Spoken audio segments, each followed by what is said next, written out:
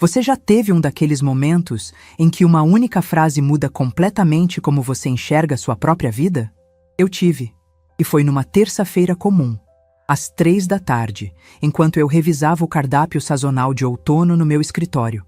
Me chamo Lúcia, tenho 58 anos e durante muito tempo acreditei que ser mãe significava aceitar qualquer tratamento dos filhos, desde que eles estivessem bem.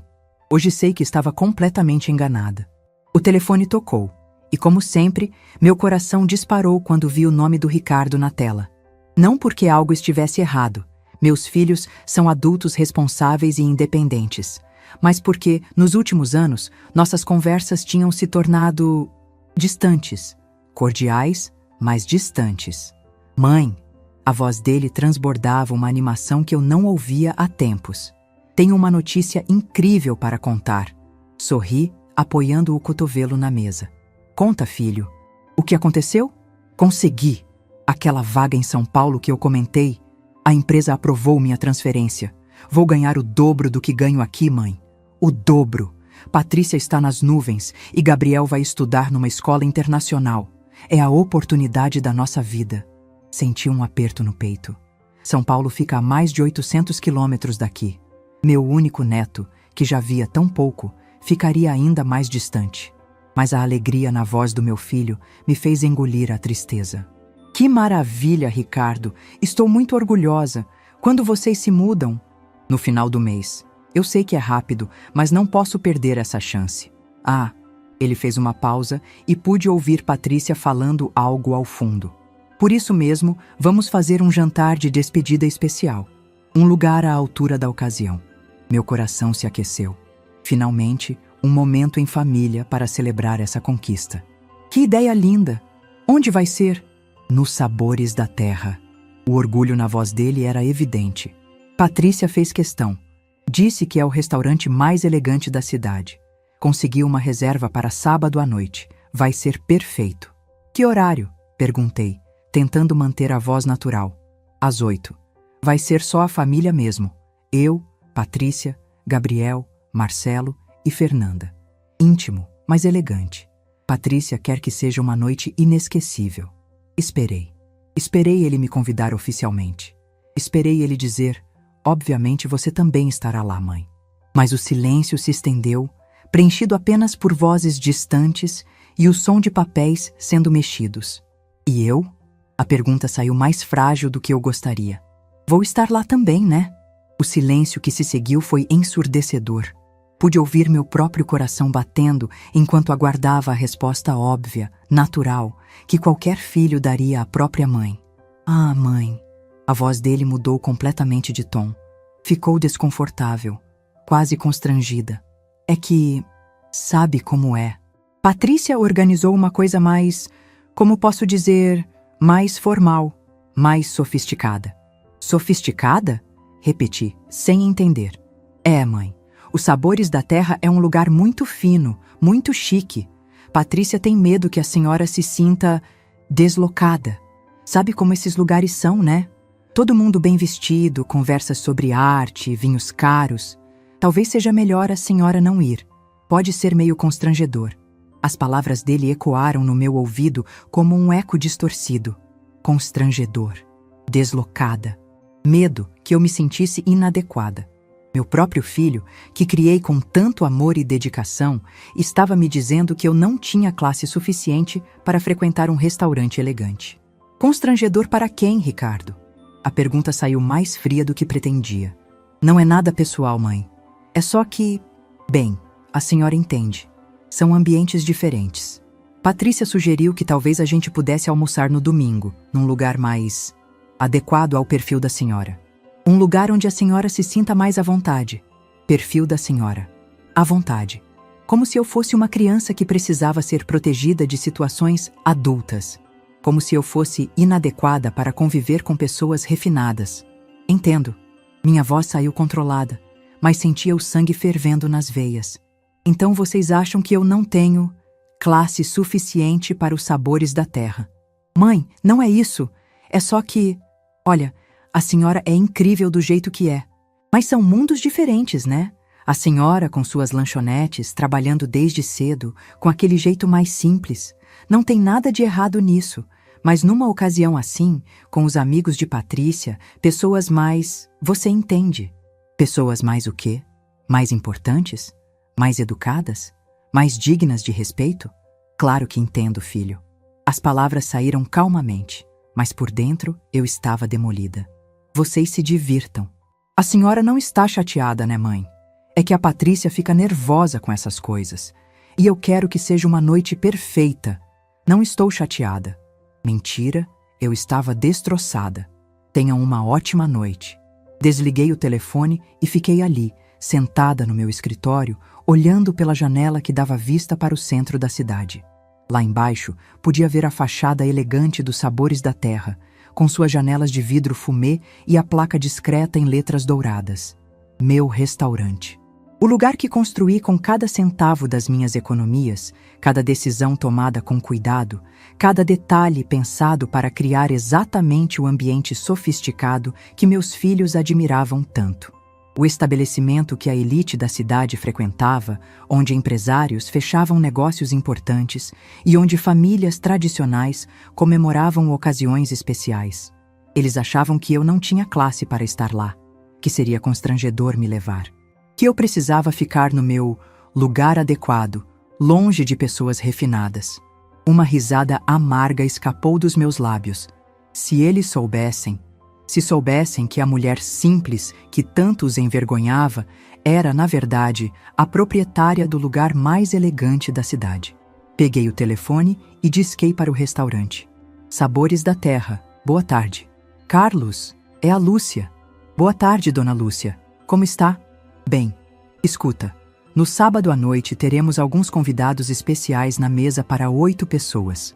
Reserva em nome de Patrícia Mendes. Quero que vocês deem o melhor atendimento possível.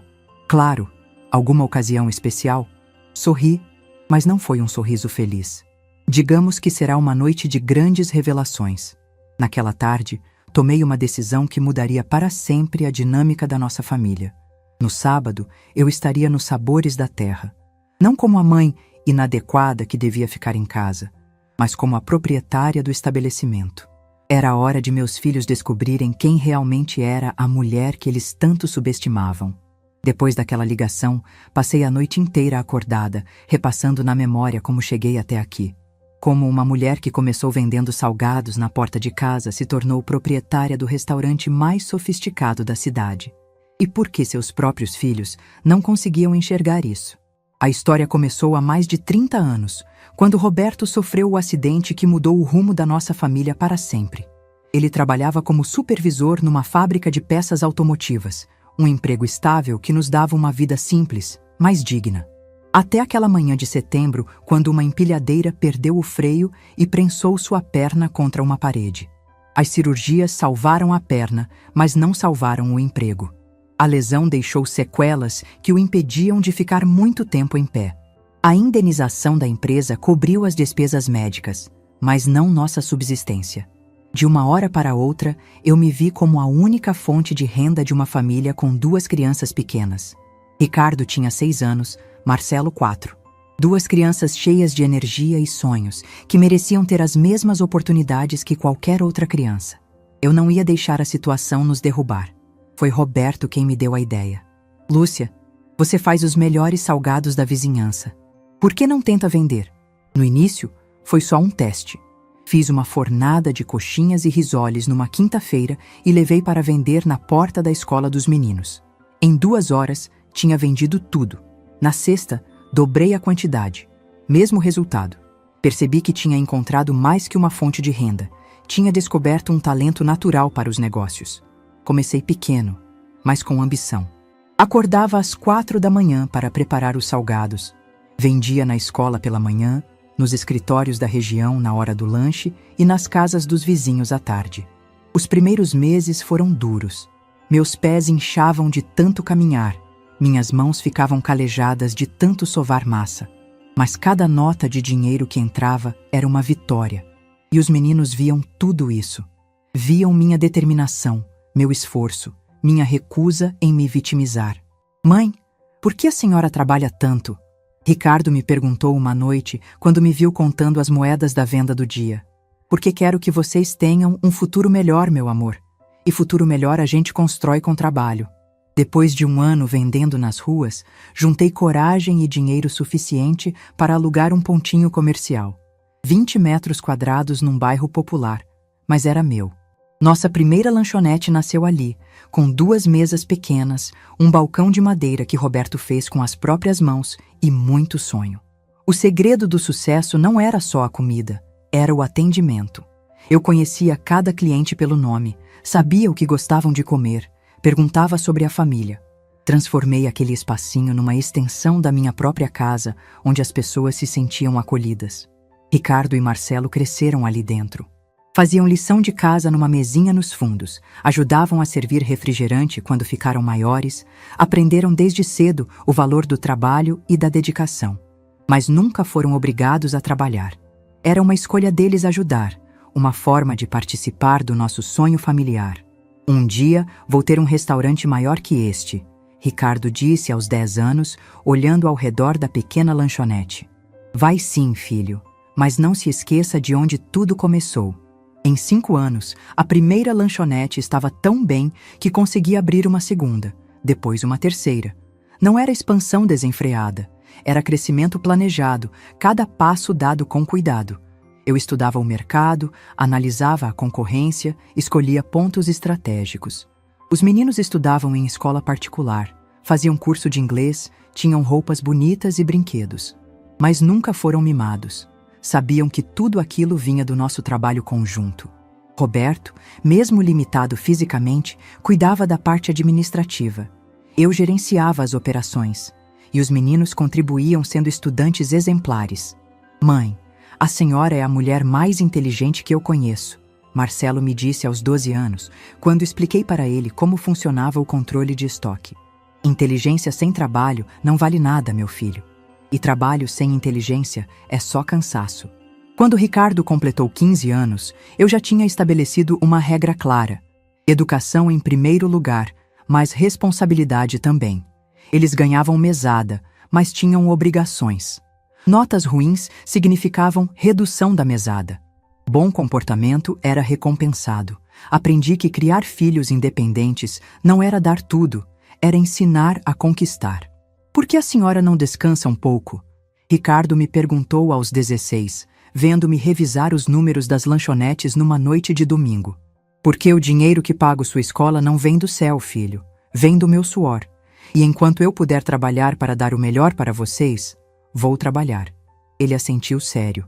Naquela época, ele entendia, valorizava, respeitava. Quando se formaram no ensino médio, os dois passaram em universidades públicas. Mas eu fiz questão de bancar cursos preparatórios, material didático, tudo o que precisassem. Não porque tinha obrigação, mas porque acreditava no potencial deles. Mãe, não precisa pagar apartamento perto da faculdade, Ricardo disse quando passou em administração. Posso morar aqui e ir de ônibus. Não, filho. Educação é investimento, e eu invisto no que vale a pena. Paguei o apartamento dos dois, mas com condições claras. Notas altas, formatura no prazo e, uma vez formados, independência financeira total. Não estava criando filhos dependentes, estava formando homens capazes. E funcionou. Ambos se formaram com honras, conseguiram empregos excelentes, construíram suas próprias carreiras. Quando se casaram, já eram completamente independentes. Eu havia cumprido meu papel de mãe. Dar as ferramentas, não a vida toda de bandeja. Mas em algum lugar no meio desse processo, alguma coisa mudou. Não sei se foi a influência das esposas, se foi o sucesso financeiro deles, ou se foi simplesmente o esquecimento de onde vieram. Eles pararam de ver minha luta como motivo de orgulho e começaram a ver como motivo de constrangimento. A mulher que trabalhou como uma guerreira para dar-lhes o melhor se tornou, aos olhos deles, apenas uma mulher simples, inadequada para seus novos círculos sociais. Mas eles esqueceram de uma coisa importante. A mesma determinação que me fez começar vendendo salgados na rua foi a que me levou muito além do que eles imaginavam. E no sábado à noite, eles descobririam exatamente até onde essa determinação me trouxe. A primeira vez que vi Patrícia, soube que ela seria um problema. Não pela beleza. Ela era realmente linda, com aquele cabelo loiro impecável e postura de quem frequentou boas escolas. O problema estava no olhar. Um olhar que avaliava, julgava e classificava as pessoas em categorias. Ricardo tinha 23 anos quando a trouxe para conhecer a família. Recém-formado, emprego novo numa empresa de consultoria, cheio de sonhos e planos. Ela tinha a mesma idade, mas carregava nas costas o peso de um sobrenome tradicional da cidade. "Mãe, quero apresentar a Patrícia", ele disse naquele domingo de almoço, os olhos brilhando de paixão jovem. Ela entrou na nossa casa como quem entra num museu, olhando tudo com curiosidade antropológica. Cumprimentou-me com um sorriso educado, mas distante. "Muito prazer, Dona Lúcia. Ricardo fala muito da senhora." Durante o almoço, observei como ela se comportava. Elogiou a comida com surpresa exagerada, como se não esperasse que alguém como eu soubesse cozinhar bem. Perguntou sobre as lanchonetes com o tom de quem se interessa por um hobby exótico. "Que interessante. A senhora deve conhecer tanta gente diferente trabalhando com comida", disse, cortando delicadamente a carne. "Conheço pessoas, só pessoas", respondi. "Não vejo diferença entre elas." O sorriso dela vacilou por um segundo. Nos meses seguintes, as visitas se tornaram mais frequentes. Patrícia sempre educada, sempre cordial, mas sempre deixando claro que não éramos do mesmo mundo.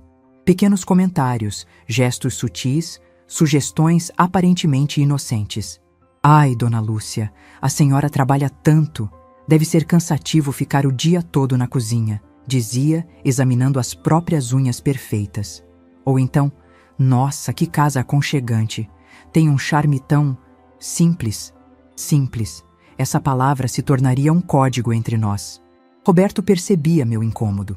"Ela é só uma menina mimada, Lúcia. Vai aprender." "Não é sobre aprender, Roberto. É sobre respeitar. E ela não me respeita." Quando Ricardo anunciou o noivado, tentei ser a mãe compreensiva. Afinal, meu filho estava feliz, e isso deveria bastar. Mas quando começaram os preparativos do casamento, as verdadeiras cores de Patrícia apareceram. "Dona Lúcia, sobre a lista de convidados", ela começou numa das nossas reuniões de planejamento.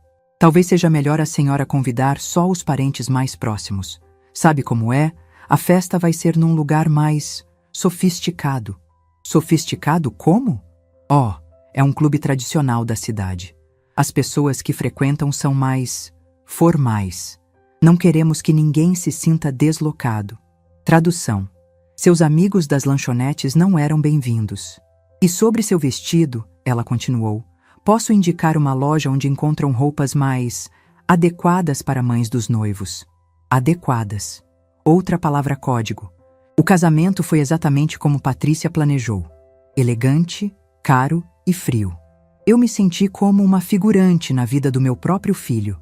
Sentada numa mesa lateral, cumprimentando educadamente pessoas que mal me dirigiam a palavra, assistindo Ricardo se transformar em alguém que eu não reconhecia completamente. Durante a festa, ouvi Patrícia explicando para uma amiga. "A mãe do Ricardo é uma mulher batalhadora, coitada.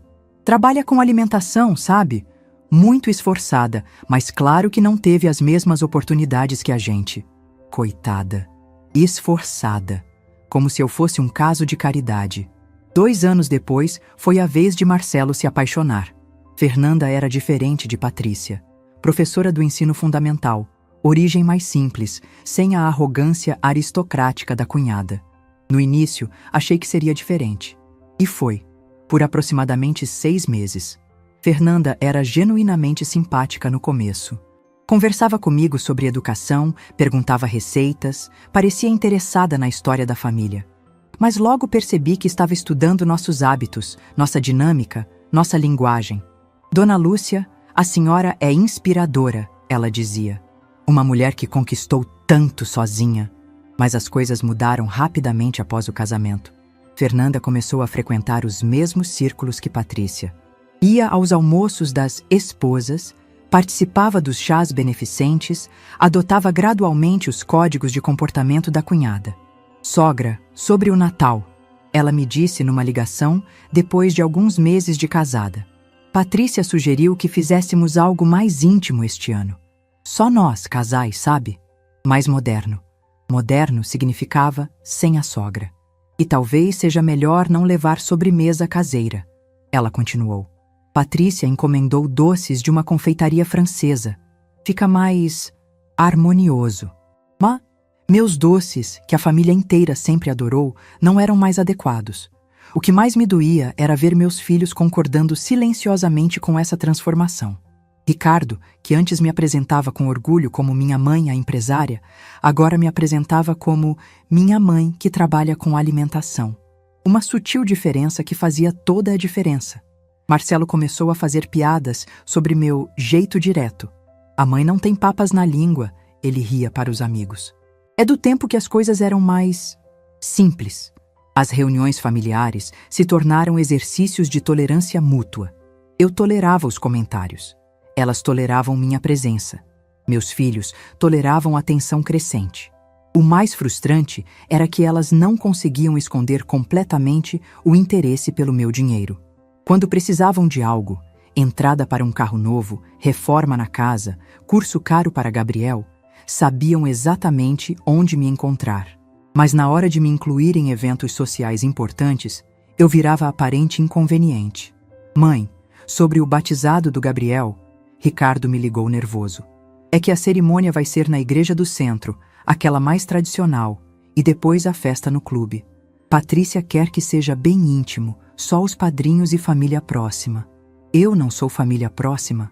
Claro que é. Mas, você entende, é um ambiente mais formal. As pessoas do clube são diferentes de mim, melhores que eu. Foi nesse período que comecei a perceber que meus filhos tinham vergonha da própria origem. Vergonha da mãe que trabalhou feito uma guerreira para dar-lhes oportunidades. Vergonha da mulher que transformou força de vontade em sucesso financeiro. Eles preferiam a versão editada da nossa história. 2 jovens talentosos que superaram as dificuldades e chegaram onde chegaram por mérito próprio. A protagonista da luta, eu, era um detalhe constrangedor que preferiam manter em segundo plano.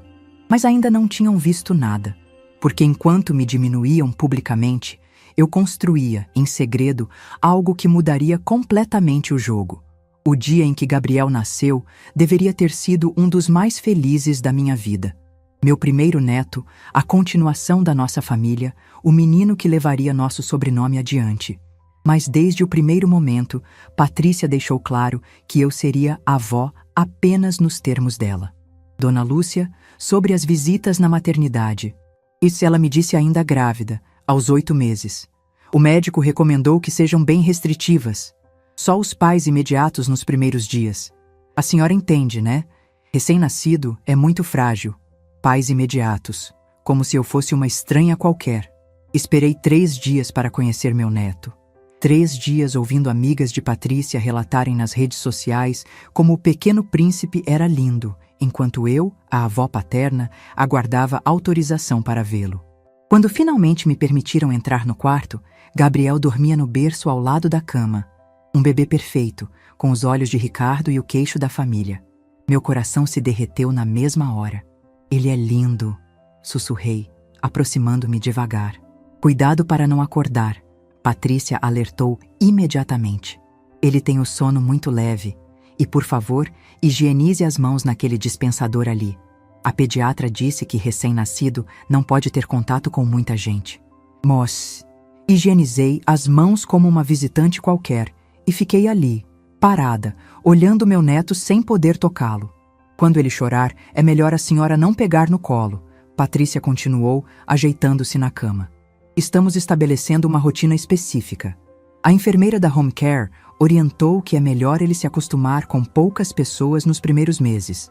Home care, enfermeira particular, rotina específica, tudo pensado para me manter à distância. Nos meses seguintes, as regras foram se multiplicando. Quando Gabriel completou 2 meses, finalmente consegui segurá-lo, por exatos 15 minutos, com Patrícia cronometrando o tempo e dando instruções sobre como apoiar a cabeça, como segurar o corpo, como não fazer movimentos bruscos. A senhora não tem muita experiência com bebê recém-nascido, ela justificou. É melhor ir devagar. Não ter experiência. Eu que criei 2 filhos praticamente sozinha. Patrícia. Tentei conversar numa dessas visitas supervisionadas. Eu criei Ricardo e Marcelo. Sei cuidar de bebê. Ah, mas era outro tempo, né, dona Lúcia? Hoje em dia a pediatria evoluiu muito. Tem métodos novos, cuidados específicos. A senhora não se ofende, né? É só que queremos fazer tudo certinho. Métodos novos. Como se amor de avó tivesse prazo de validade. Quando Gabriel fez 6 meses, as visitas foram organizadas com agenda prévia. Eu precisava ligar antes, confirmar o horário e havia regras claras sobre o que podia e não podia fazer. Dona Lúcia, sobre dar comida para ele, Patrícia me instruiu numa tarde em que estava cuidando de Gabriel. É melhor deixar para mim ou para a babá.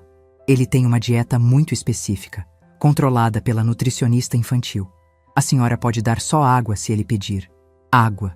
Eu podia dar água para meu próprio neto. E sobre brinquedos, ela continuou. Trouxemos só os educativos, desenvolvidos especialmente para estimular o desenvolvimento cognitivo. Os outros brinquedos ficam guardados. Olhei para o carrinho cheio de brinquedos que tinha trazido. Carrinhos coloridos, bonequinhos macios, chocalhos divertidos. Tudo inadequado para o desenvolvimento cognitivo do menino. E se ele chorar muito? Perguntei. A senhora chama a gente. Ele tem horários específicos para tudo. Sono, alimentação, brincadeiras. Estamos seguindo um método americano muito eficiente. Método americano. Para cuidar de uma criança brasileira de 6 meses. O que mais me doía era ver Gabriel reagindo à minha presença. Quando eu chegava, ele sorria, estendia os bracinhos, queria colo. Mas sempre havia alguém interferindo, limitando, controlando nosso contato. Ai, que bonitinho, ele gosta da vovó, Patrícia dizia com um sorriso forçado. Mas agora é hora do soninho dele. A senhora pode voltar amanhã se quiser. Amanhã, sempre amanhã. Aos 10 meses, Gabriel começou a falar suas primeiras palavras. Mamã, papá, babá, para a babá inglesa que Patrícia contratou. Mas quando balbuciava algo parecido com vovó, Patrícia desconversava rapidamente. Ai, ele está só fazendo sons aleatórios. A fonoaudióloga disse que é normal nessa fase. Fonoaudióloga, para uma criança de 10 meses. Um dia, quando Gabriel tinha 1 ano, cheguei para a visita programada e encontrei Patrícia organizando uma festa de aniversário. Que lindo! Uma festinha para o Gabriel! Exclamei, genuinamente animada. Ah, é só um encontrinho íntimo com as outras mães do grupo de estimulação precoce, ela respondeu, sem me olhar nos olhos. Nada demais, só para as crianças socializarem. Que horas começa? Posso ajudar com alguma coisa? O silêncio foi constrangedor. É que... Dona Lúcia, são todas mães com perfil parecido, sabe? Fazem os mesmos cursos, têm os mesmos valores educacionais. A senhora pode ficar meio deslocada. Deslocada. Na festa de aniversário do meu próprio neto. Mas posso vir um pouquinho só para parabenizar ele? Melhor não. Ele fica muito estimulado com gente estranha. A psicóloga infantil disse que festa demais pode atrapalhar o desenvolvimento emocional. Gente estranha. Eu era gente estranha para meu neto. Saí de lá com o coração partido. No carro, chorei como não chorava há anos. Não era só sobre o Gabriel. Era sobre tudo. Sobre ser tratada como uma inconveniência. Sobre ter meu amor de avó racionado. Sobre ser considerada inadequada para conviver com meu próprio sangue. Naquela noite, Roberto me encontrou sentada na cozinha, olhando as fotos do Gabriel que conseguia tirar durante as visitas supervisionadas. O que foi, Lúcia? Contei sobre a festa, sobre as regras, sobre me sentir uma estranha na vida do meu neto. Essa menina está exagerando, ele disse indignado. Gabriel é nosso neto. Temos direito de conviver com ele. Direito a gente tem, mas respeito não conseguimos. Conversa com o Ricardo. Ricardo concorda com tudo que ela faz. Para ele, Patrícia é a mãe perfeita seguindo métodos modernos. E eu sou a avó ultrapassada que não entende de educação infantil. Foi nessa época que comecei a perceber que não se tratava apenas de superproteção maternal. Patrícia estava deliberadamente limitando minha convivência com Gabriel. Não por cuidado com a criança, mas por vergonha de mim. Eu não era o tipo de avó que ela queria para o filho. Não vinha do meio social adequado, não tinha o refinamento necessário, não seguia os padrões estéticos da turma dela. Gabriel merecia uma avó mais apropriada. E como não podia me trocar, a solução era me manter o mais distante possível. O irônico é que enquanto me tratavam como uma parente inconveniente, eu estava construindo algo que mudaria completamente essa dinâmica. Eles me subestimavam, me diminuíam, me excluíam, mas logo descobririam que a avó inadequada, que tanto desprezavam, tinha muito mais a oferecer do que imaginavam. Foi numa manhã de terça-feira, folheando o jornal local enquanto tomava café, que vi o anúncio que mudaria minha vida para sempre. Uma pequena nota na seção de negócios. Restaurante Sabores da Terra busca sócios investidores para recuperação judicial. Sabores da Terra. Eu conhecia o lugar de nome. Era considerado o mais elegante da cidade, frequentado pela elite local. Mas nunca havia entrado lá. Não por não ter dinheiro, mas porque lugares assim sempre pareceram destinados a pessoas diferentes de mim. Curiosa, liguei para o advogado responsável pela venda. O restaurante está passando por dificuldades financeiras, ele explicou. Os proprietários anteriores fizeram investimentos ruins e agora precisam de capital para quitação de dívidas. Estão vendendo cotas de participação para investidores interessados. Que tipo de investimento seria necessário? Para uma participação minoritária, cerca de 150 mil. Para participação majoritária, bem, seria um investimento maior, 150 mil reais. Era exatamente o valor que eu tinha guardado numa aplicação separada, fruto de anos de economia rigorosa das lanchonetes. Dinheiro que estava reservado para uma emergência ou aposentadoria futura. Posso visitar o estabelecimento? Claro. Quando a senhora gostaria de ir? Hoje à tarde. Naquela mesma tarde, dirigi até o centro da cidade com uma mistura de nervosismo e curiosidade. Os Sabores da Terra ficava numa esquina nobre, num casarão antigo restaurado com muito bom gosto. A fachada era discreta, mas elegante, com janelas amplas e uma entrada que impunha respeito. O advogado me recebeu na porta e me conduziu para dentro. O que vi me deixou sem palavras. O restaurante era simplesmente deslumbrante. Pé direito alto, lustres de cristal, mesas com toalhas de linho branco, cadeiras estofadas em couro. A decoração misturava clássico e moderno com uma sofisticação que eu nunca havia visto de perto. A cozinha, que pude observar através de portas de vidro, era equipada com fornos profissionais e equipamentos de última geração. Como um lugar assim pode estar falindo? Perguntei, impressionada. Má gestão, o advogado respondeu secamente. Os antigos proprietários gastaram além da conta com reformas, contrataram muitos funcionários e não conseguiram manter o fluxo de caixa. O restaurante em si é excelente. O problema foi administrativo. Caminhei pelo salão vazio, imaginando como seria vê-lo cheio de pessoas. Toquei as mesas, observei cada detalhe da decoração, senti o cheiro ainda presente de temperos finos.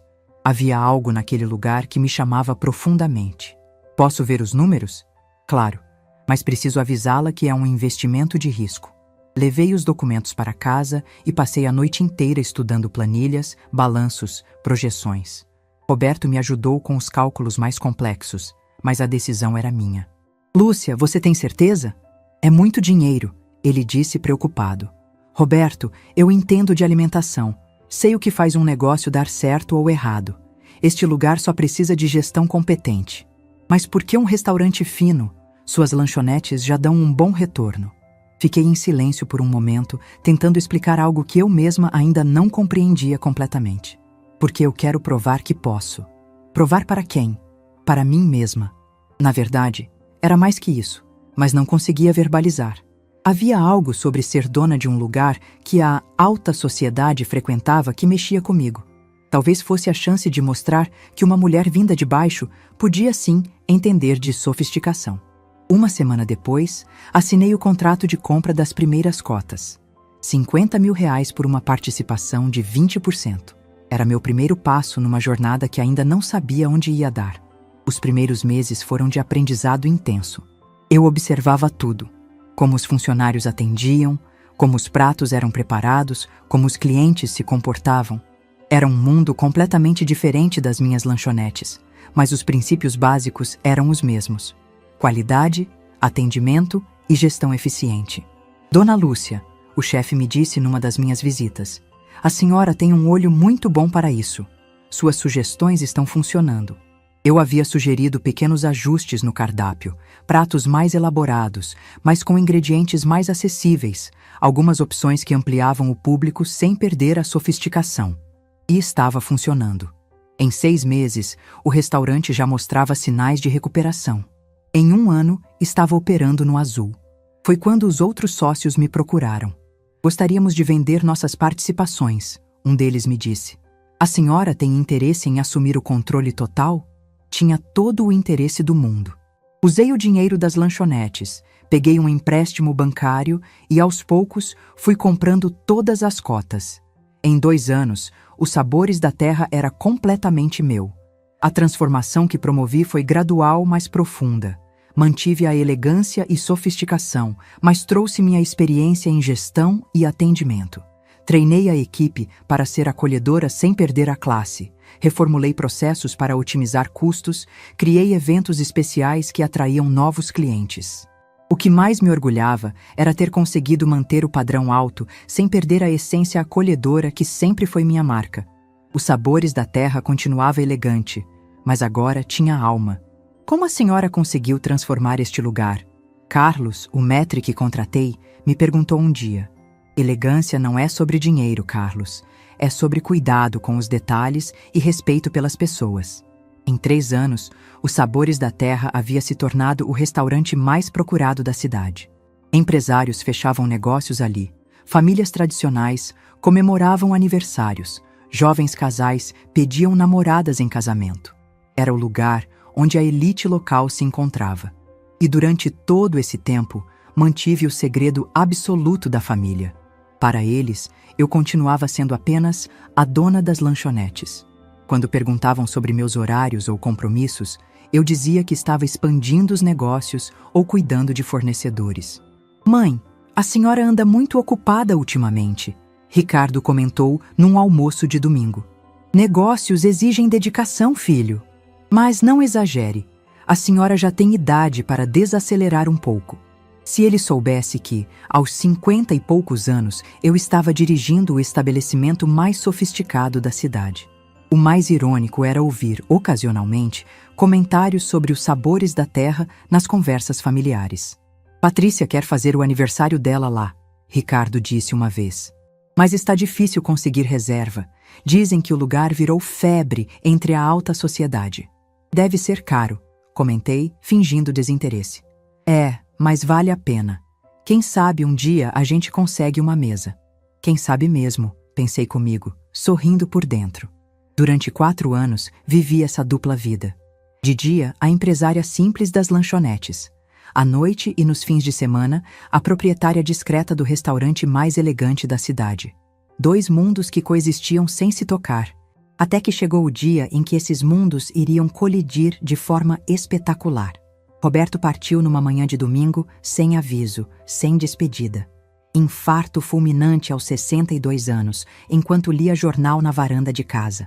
Quando cheguei da padaria com pães frescos para o café da manhã, o encontrei recostado na poltrona, com uma expressão serena no rosto, como se tivesse apenas adormecido. Mas não acordou mais. Os dias que se seguiram foram um borrão de pessoas, flores, condolências e procedimentos. Ricardo e Marcelo se revezaram nas providências do funeral, eficientes e organizados como sempre. Patrícia assumiu o controle dos arranjos sociais, decidindo quem podia e não podia visitar, organizando horários para o velório como se fosse um evento corporativo.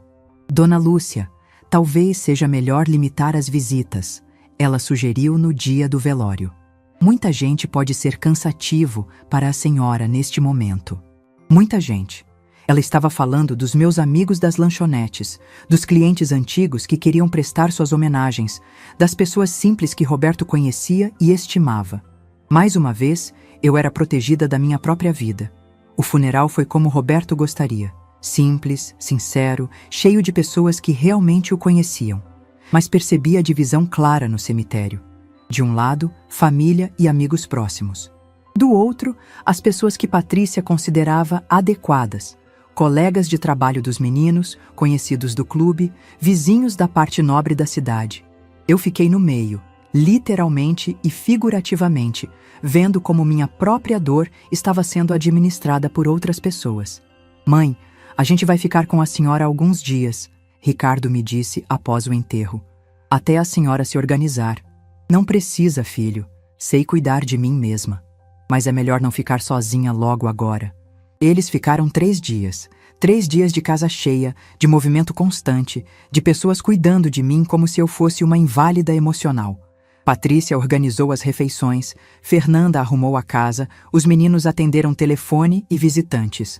No 3º dia, durante o café da manhã, Ricardo anunciou: Mãe, a gente precisa voltar à rotina, mas pode ligar sempre que precisar de alguma coisa.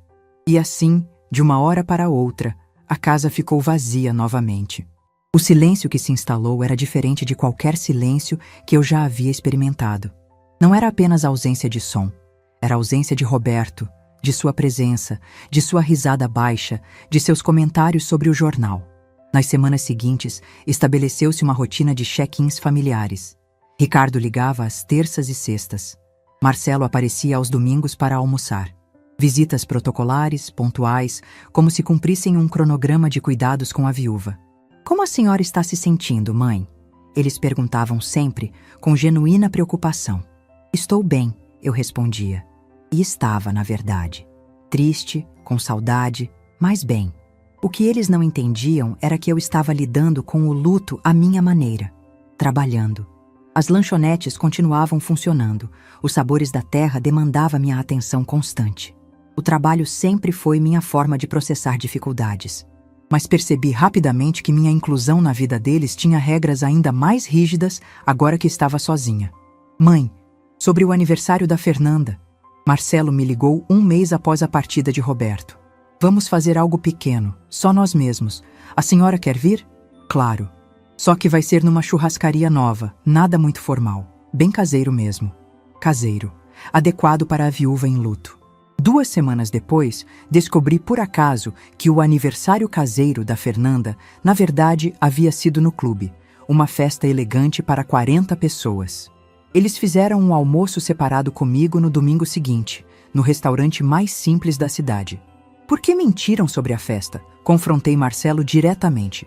Ele ficou visivelmente constrangido. Mãe, é que a senhora está passando por um momento delicado. Achamos melhor não expor a eventos muito movimentados. Movimento me faz bem, Marcelo. Silêncio que me machuca. Mas a Fernanda ficou preocupada. Disse que festa pode ser meio pesado para quem está de luto recente. A Fernanda ficou preocupada. Não perguntaram o que eu queria. Decidiram por mim. Foi então que comecei a perceber que ser viúva havia me colocado numa categoria ainda mais restritiva. Agora, eu não era apenas a mãe simples. Era a mãe simples e vulnerável que precisava ser protegida de situações sociais complexas. Os convites familiares se tornaram cada vez mais raros e específicos. Almoços de domingo na minha casa ou em restaurantes populares. Visitas rápidas para ver como eu estava. Conversas telefônicas para verificar se precisava de alguma coisa. Mas para jantares elegantes, eventos do clube, comemorações importantes, eu não era mais incluída nem como opção. Era como se minha presença pudesse contaminar a alegria dos outros com minha tristeza de viúva. A senhora tem pensado em viajar? Patrícia sugeriu numa dessas visitas de verificação. Talvez um cruzeiro para a terceira idade? Conhecer pessoas na mesma situação? Terceira idade. Mesma situação. Como se viuvez fosse uma doença contagiosa que só podia ser curada na companhia de outras viúvas. O mais doloroso era perceber que meus filhos concordavam com esse isolamento gradual. Achavam que estavam me protegendo, me poupando, me ajudando a superar a perda. Não percebiam que estavam me empurrando para uma solidão ainda maior. O trabalho se tornou meu refúgio total. Nos sabores da terra, eu era a proprietária respeitada e competente. Nas lanchonetes, era a gestora experiente e querida pelos funcionários. Nesses ambientes, ninguém me via como coitada, vulnerável ou inadequada. Era apenas Lúcia. E isso começou a ser suficiente. 6 meses após a partida de Roberto, tomei uma decisão silenciosa. Não ia mais esperar inclusão. Não ia mais aceitar ser gerenciada emocionalmente por pessoas que achavam que sabiam o que era melhor para mim. Se eles queriam me manter à distância, perfeito. Eu tinha uma vida própria para viver. O desrespeito não chegou de uma vez. Foi se instalando aos poucos, como uma goteira que começa imperceptível e aos poucos apodrece toda a estrutura. Nos meses que se seguiram à partida de Roberto, percebi que minha opinião havia se tornado ainda mais irrelevante para meus próprios filhos. A primeira vez que realmente me dei conta foi durante uma discussão sobre a educação de Gabriel. Ele estava com 3 anos e Patrícia queria colocá-lo numa escola bilíngue caríssima. Não sei se é necessário, comentei durante um almoço de domingo.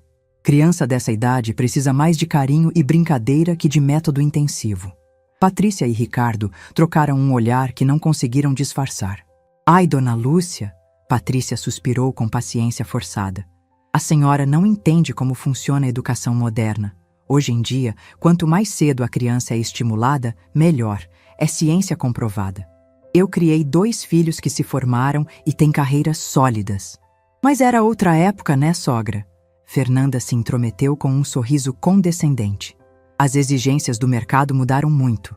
Hoje precisa estar sempre um passo à frente. A senhora pode não entender essas questões mais complexas, Ricardo adicionou, e sua voz carregava uma paciência irritante, como se falasse com uma criança teimosa. Educação infantil evoluiu muito desde que a senhora nos criou. Questões mais complexas, como se eu fosse incapaz de compreender conceitos básicos sobre educação. Ricardo, eu dirijo 3 negócios há décadas. Acho que consigo entender questões complexas. Claro, mãe. Mas uma coisa é administrar lanchonetes. Outra coisa é pedagogia moderna. São áreas diferentes. A forma como ele disse lanchonetes deixou claro que considerava meu trabalho algo menor, menos intelectual, menos sofisticado. As reuniões familiares se tornaram exercícios de tolerância.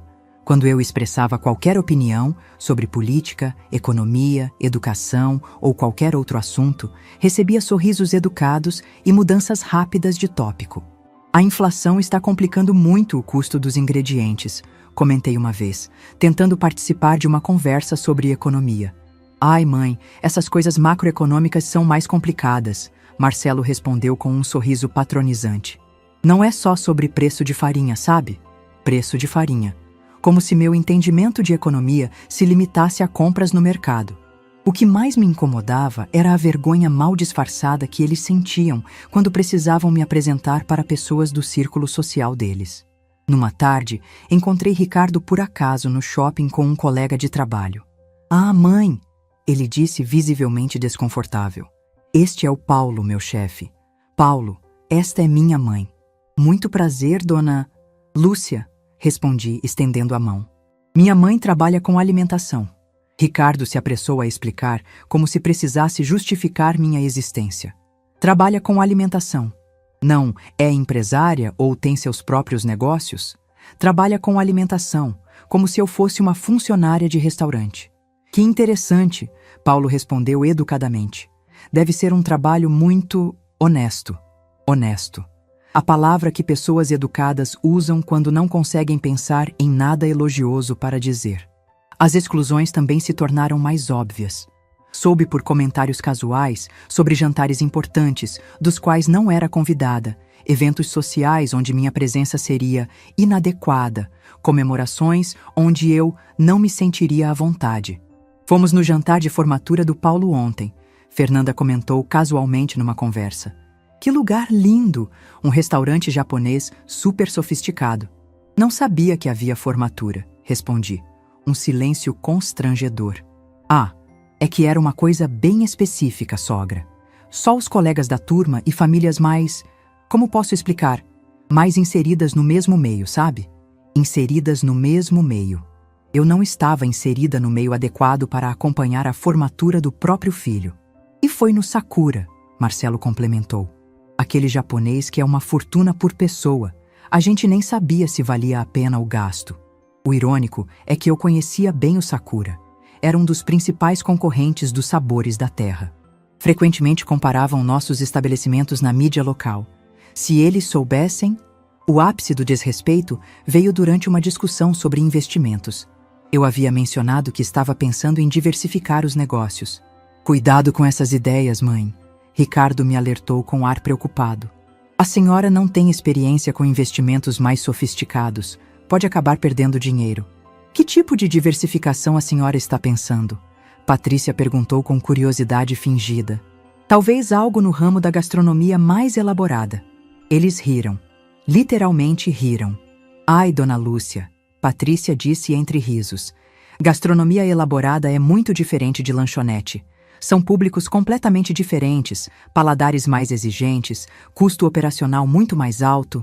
A mãe não entende essas diferenças, Marcelo explicou para Fernanda, como se eu não estivesse presente. Para ela, comida é comida. Não é crítica, sogra, Fernanda se apressou a dizer. É só que são nichos muito específicos mesmo. Precisa de muito refinamento. Refinamento. A palavra que sempre voltava. Talvez seja melhor a senhora focar no que já sabe fazer bem, Ricardo concluiu. Lanchonete é um negócio honesto e rentável. Não precisa complicar. Naquele momento, tomei uma decisão silenciosa. Cansei de ser subestimada, menosprezada, tratada como uma aparente inconveniente que precisava ser tolerada. Cansei de ter minha inteligência questionada, minha experiência diminuída, minha capacidade duvidada. Eles achavam que eu não tinha refinamento suficiente para entender gastronomia elaborada, que eu era inadequada para círculos sociais sofisticados, que minha opinião não importava em assuntos complexos. Em poucos dias, descobririam o quão errados estavam, e a lição viria de uma forma que jamais esqueceriam. Depois daquela ligação devastadora de Ricardo, passei a noite inteira acordada, caminhando pela casa vazia, repassando cada palavra, cada tom de voz, cada silêncio constrangedor. O eco da frase, pode ser meio constrangedor, martelava na minha cabeça como uma música irritante que não conseguimos parar de cantarolar. Sentei-me na cozinha com uma xícara de café que esfriou sem que eu percebesse, olhando pela janela para a madrugada que se aproximava. Quantas vezes havia aceito ser posta de lado? Quantas humilhações pequenas eu havia engolido em nome da harmonia familiar? A resposta me veio clara como a luz do amanhecer. Muitas demais. Por volta das 5 da manhã, tomei uma decisão que mudaria tudo.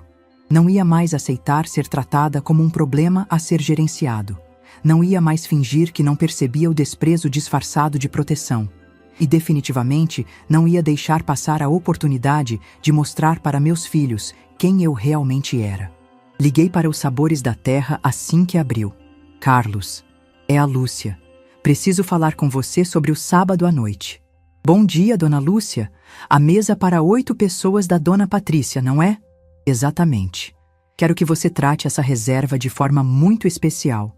Eles não sabem que eu sou a proprietária. Podia sentir a curiosidade na voz de Carlos. Como assim, dona Lúcia? É minha família, meus filhos e noras. Eles me disseram que eu seria inadequada para frequentar um lugar tão refinado quanto o nosso restaurante. O silêncio do outro lado foi longo. Dona Lúcia, com todo respeito, mas isso é ridículo. Eu sei, por isso vou aparecer lá no sábado, não como convidada, como proprietária, e quero que seja uma surpresa completa. Passamos a manhã toda organizando os detalhes. Carlos entendeu perfeitamente o que eu queria. Tratamento impecável para eles, mas nada que denunciasse minha conexão com o lugar. Eu chegaria depois, observaria a situação se desenvolver e então faria minha entrada. A senhora tem certeza disso? Carlos perguntou pela terceira vez. Absoluta. É hora de algumas verdades virem à tona. O resto da semana passou numa velocidade estranha. Durante o dia, eu funcionava no piloto automático, visitava as lanchonetes, resolvia questões administrativas, atendia fornecedores. Mas minha mente estava completamente focada no sábado. Escolhi minha roupa com cuidado. Um vestido preto elegante que havia comprado recentemente, sapatos de couro legítimo, a corrente de ouro que Roberto me deu no nosso último aniversário de casamento. Nada exuberante, mas tudo de qualidade impecável. Queria estar impecável quando chegasse o momento. Na sexta-feira, Ricardo me ligou. Mãe, sobre amanhã, a senhora não está chateada, né? É que a Patrícia ficou meio nervosa com a ideia de levar muita gente. E, Não estou chateada, filho. Menti com uma calma que me surpreendeu. Divirtam-se. A gente pode almoçar no domingo, se a senhora quiser. Num lugar mais tranquilo. Claro, tenham uma ótima noite. Sábado chegou com um céu limpo e uma sensação de determinação que eu não sentia há anos. Passei a tarde me arrumando com cuidado, mas sem pressa. Cada gesto era deliberado, cada escolha pensada. Às 7:30 da noite, dirigi até o centro da cidade com o coração acelerado, mas firme na decisão. Estacionei numa rua lateral e caminhei até o restaurante, observando o movimento da noite de sábado no centro. Os Sabores da Terra estava elegante como sempre, com suas luzes suaves e a atmosfera sofisticada que tanto orgulho me dava. Carlos me recebeu na entrada lateral, a que utilizávamos para questões administrativas. Estão aqui desde as 8. Ele me informou em voz baixa. Mesa no centro do salão principal, como a dona Patrícia pediu. Ela fez questão de mencionar várias vezes que era uma ocasião muito especial. E como estão se comportando? Como esperado. A dona Patrícia está, digamos, muito à vontade, tratando a equipe como se fosse pessoal particular dela. Sorri. Era exatamente o que eu imaginava. Perfeito, aguarde meu sinal. Respirei fundo, ajeitei o vestido e me preparei para a cena que planejara a semana inteira. Era hora de meus filhos descobrirem que a mãe inadequada, que tanto os envergonhava, era, na verdade, a proprietária do lugar que eles mais admiravam na cidade. Entrei no salão principal dos Sabores da Terra às 8:40, quando eles já estavam no meio da refeição. O ambiente estava elegante como sempre, com música suave e luzes douradas criando a atmosfera sofisticada que eu havia planejado com tanto cuidado. Minha família estava exatamente onde Carlos havia me informado. Mesa central, todos impecavelmente vestidos. Ricardo de terno escuro, Patrícia deslumbrante num vestido vermelho, Marcelo e Fernanda também elegantes. Gabriel, lindo como sempre, comportava-se como um pequeno príncipe. Caminhei devagar pelo salão, cumprimentando discretamente outros clientes, até me posicionar próxima à mesa deles. Foi Marcelo quem me viu primeiro. Mãe! Seu rosto demonstrou surpresa genuína. O que a senhora está fazendo aqui? A conversa na mesa morreu instantaneamente. Ricardo se virou, Patrícia ficou visivelmente desconfortável. Fernanda baixou os olhos. Oi, filho, vim jantar. Mas, como assim? Ricardo gaguejou. A senhora não disse que estava tudo bem não ser convidada? Sorri calmamente. Está tudo bem mesmo. Patrícia se recompôs rapidamente, forçando um sorriso. Dona Lúcia, que surpresa. Mas, bem, este lugar é meio caro, sabe? Talvez a senhora se sinta mais confortável num restaurante mais barato. Barato? É que os preços aqui são bem salgados, Fernanda adicionou com falsa preocupação. Talvez um lugar mais simples seja melhor, para não pesar no bolso da senhora. Olhei ao redor do salão que eu mesma havia decorado, para os garçons que eu treinara pessoalmente, para os detalhes que escolhera um por um. Na verdade, disse calmamente, acho que posso me dar ao luxo de jantar aqui. Mãe, não precisa se forçar, Ricardo sussurrou, claramente constrangido. A gente pode pagar para a senhora se quiser ficar. Pagar para mim? É, só dessa vez. Patrícia se ofereceu com magnanimidade forçada. Como um presente. Nesse momento, Carlos se aproximou da mesa com sua postura profissional impecável. Boa noite. Está tudo perfeito com o jantar? Está ótimo, Patrícia respondeu com ar superior. Mas talvez a minha sogra precise de uma mesa menor, num cantinho mais reservado, para não se sentir intimidada pelo ambiente. Carlos me olhou discretamente, aguardando meu sinal. Na verdade, respondi tranquilamente, não preciso de mesa alguma. Como assim? Ricardo perguntou, confuso. Porque eu sou a proprietária deste restaurante. O silêncio que se seguiu foi absoluto. Pude ver as expressões mudando uma por uma. Confusão, incredulidade, depois o lento reconhecimento da verdade. Carlos, continuei, mantendo a voz serena, estes são meus filhos e noras. Aqueles que acharam que eu seria inadequada para frequentar meu próprio estabelecimento. Muito prazer em conhecê-los. Carlos respondeu com profissionalismo perfeito. A dona Lúcia é uma proprietária excepcional. transformou este lugar no restaurante mais respeitado da cidade. Patrícia empalideceu. Fernanda abriu e fechou a boca sem conseguir falar. Meus filhos me olhavam como se me vissem pela primeira vez. Isso é verdade? Ricardo conseguiu perguntar. Completamente verdade. Há 5 anos. Mas... como... Por que nunca disse nada? Sorri, mas não foi um sorriso feliz. Porque vocês nunca me perguntaram sobre meus sonhos, filhos. Só assumiram que eu não era capaz de realizá-los. A conta veio em seguida. Cortesia da casa, como Carlos explicou educadamente. Meus filhos saíram dali sabendo exatamente quem eles haviam subestimado durante todos esses anos. Nos dias que se seguiram àquela noite nos Sabores da Terra, o silêncio foi ensurdecedor. Nem Ricardo nem Marcelo me ligaram. Nenhuma visita de domingo, nenhuma checagem de rotina para ver como eu estava. Era como se eles precisassem de tempo para digerir quem eu realmente era. A primeira ligação veio de Ricardo, 5 dias depois. Mãe, eu preciso conversar com a senhora. Claro, filho. Posso ir aí em casa? Ele chegou sozinho, sem Patrícia, sem Gabriel. Sentou-se na sala onde tantas vezes havíamos conversado, mas desta vez era diferente. Ele me olhava como se tentasse decifrar um enigma. Por que nunca contou sobre o restaurante? Por que vocês nunca perguntaram sobre minha vida além das lanchonetes? Ele ficou em silêncio por um longo momento. A gente te subestimou, não foi?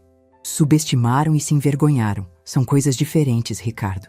Eu não sabia que sua mãe tinha ambições, que sonhava com coisas além de fazer salgados, que podia entender de sofisticação. As palavras saíram sem amargura, apenas como constatações. A Patrícia está devastada, ele continuou. Ela diz que não consegue mais olhar para o próprio reflexo. E você? Como se sente? Envergonhado. Muito envergonhado. Bem, suspirei. Pelo menos agora sabem que a mãe inadequada de vocês é proprietária do lugar que mais admiram na cidade. Mãe, me desculpa. A gente foi cruel, preconceituoso, elitista? Tudo isso. Marcelo apareceu no dia seguinte, também sozinho. A conversa foi parecida, mas ele foi mais direto. Mãe, a senhora nos fez de bobos. Não, filho, vocês se fizeram de bobos sozinhos. Mas por que esconder? Porque vocês não mereciam saber. Vocês me tratavam como uma parente constrangedora. Por que eu dividiria meus sucessos com quem sentia vergonha de mim? Fernanda me procurou uma semana depois, sozinha também. Sogra, eu queria pedir desculpas. Pelo quê, exatamente? Por tudo. Por ter te tratado como se a senhora fosse menos inteligente, menos capaz. Fernanda, você não me deve desculpas. Você foi honesta sobre o que pensava de mim. Agora eu estou sendo honesta sobre o que penso de vocês. O mais interessante foi observar como a dinâmica mudou. De repente, minha opinião voltou a ter valor. Quando eu falava sobre economia, eles escutavam. Quando sugeria algo sobre educação, levavam em consideração. A senhora podia nos ensinar sobre gestão de restaurantes, Marcelo sugeriu numa visita. Podia, mas vocês teriam que me pedir com respeito, não com condescendência. Ricardo voltou a me incluir em eventos sociais, mas agora havia algo diferente. Não era mais sobre tolerância, era sobre orgulho. Ele me apresentava como minha mãe, a empresária bem-sucedida. Gabriel começou a me visitar mais. Sem as restrições de Patrícia, nossa relação se tornou natural, carinhosa, real. Vovó, você é mais legal do que eu pensava, ele me disse numa tarde. Não sou mais legal, Gabriel. Vocês só pararam de me subestimar. A mudança mais profunda foi em mim mesma. Parei de esperar aprovação. Parei de aceitar migalhas de afeto. Estabeleci limites claros sobre como queria ser tratada. Hoje, quando olho para trás, vejo que aquela noite no restaurante não foi sobre vingança. Foi sobre dignidade. Foi sobre mostrar que ninguém, nem mesmo nossos filhos, tem o direito de nos diminuir. Aprendi que amor próprio não é egoísmo, é necessidade. E que às vezes, para sermos respeitados, precisamos parar de aceitar desrespeito. Meu nome é Lúcia. Tenho 58 anos e finalmente descobri que ser mãe não significa aceitar qualquer tratamento. Significa ensinar nossos filhos a nos valorizar. E se essa história tocou seu coração, deixe seu like, se inscreva no canal e comente aqui embaixo. Sua mensagem pode iluminar o dia de alguém.